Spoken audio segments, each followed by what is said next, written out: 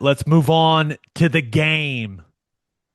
Ohio State at Michigan. This will be an 11 a.m.er on Fox. Currently, Ohio State is a 9.5 point favorite Hmm. against the team that has beat them 4 times in a row. I just, what do you think, man? Ohio State won the national title last year. They have an even better team this season than they had last year. And somehow I'm still very nervous for that group. Hey, sometimes in a rivalry game like this, the best team doesn't always win it. And having the confidence of four straight, it's like a shield you're carrying into battle. Ohio State is a massive favorite. Like the ESPN matchup predictor, the analytical, like the FPI, it's almost an 80% advantage to Ohio State. A huge line. But I think we all know that the nervous team in that stadium is going to be Ohio State, right? I mean, all of the pressure is on them, and that can make you do things that you don't typically do. You find yourself in a tight game or down early, guys can start to panic a little bit. So, um, I'm rolling with Michigan. I don't Hold, have anything to back it up, though. I hold on. just Ohio State's going to have to prove it to me. Rolling with Michigan to cover or rolling with Win, Michigan? win the football game. Oh my goodness. I guess Yeah. it's not that crazy. What? They were a 20 point whatever dog last year in Columbus and went and won. So Well, not it's only just, that, you're to the it, point where it's like you're going to have to see it to believe it. well, That's kind of yeah, it. that's it. I got to see it to believe it. And like whatever you say about Michigan, like their shortcomings or like whatever their problems are, it's still the best team that Ohio State has played this year. That's, I mean, they played Texas in the opener. Yeah, And when you, Texas early Texas was not great. yeah, so I think that's fair to say Michigan's the best team they've played all Best season team long. they've played. Now, they've run through everyone like you would expect a great team to do, a defending champ, but they're going on the road to play a team that they haven't beaten 4 years. So I would assume that maybe there's one or two guys, but most of the guys on this roster, probably 95% of them, have never beat Michigan. That's a factor. So I'll roll with Michigan. Plus, I think it looks good for us if they win. I There's definitely that. And then things could get really interesting in the Big Ten if Yeah. Michigan wins this game. But ultimately, and I'm just going to assume that Jeremiah Smith and Carnell Tate are ready to roll. They got load managed last week, which must be nice. Yeah. But I'm just going to assume those guys are ready to roll. They're going to be themselves, and that's going to be the difference in this game. Is their Michigan, like nothing is going to come easy for Michigan offensively. Meanwhile, Julian Sayin has those two on the outside and be like, all right, here we go. Yeah, you may have just gone on a 13 play drive, Bryce Underwood, but here's 6 points on 2 plays, 60-yard touchdown. Like that's, I think, just how much easier it could be for Ohio State to find explosives and find points in this game. It has me thinking Ohio State's going to win the game, but there is no way I'm laying 9.5. Absolutely not. No Right. chance. And Ohio State has been excellent at protecting the football and offense this year. That's got to remain the case. The easiest way this thing gets interesting is sack strip fumble, Michigan scores on defense, like that type of stuff. So Yeah. I think Ohio State's the better team.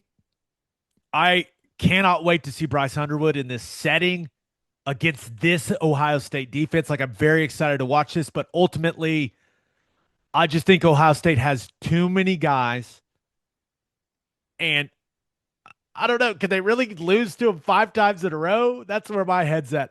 I Give me Ohio State to win the game, but I don't like it. Yeah, I'm with you.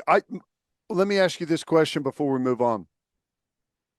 Ohio State hasn't played a four-quarter game since they played Texas in week one. How much do you think, or does that even factor in the fact that they've had guys on load management? They've, separated and had huge leads in second halves. Like how prepared for a grinder is Ohio State?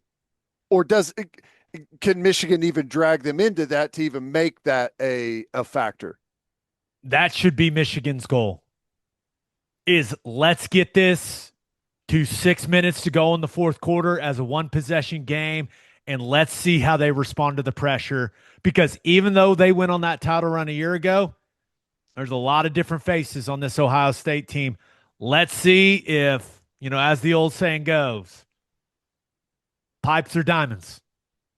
Yeah. That's I I would I want nothing more than for this game to come down to the last couple of possessions of the game. Because Michigan's played some close games, man. They've felt Yeah. that feeling a lot this season. Yeah. Ohio State has not.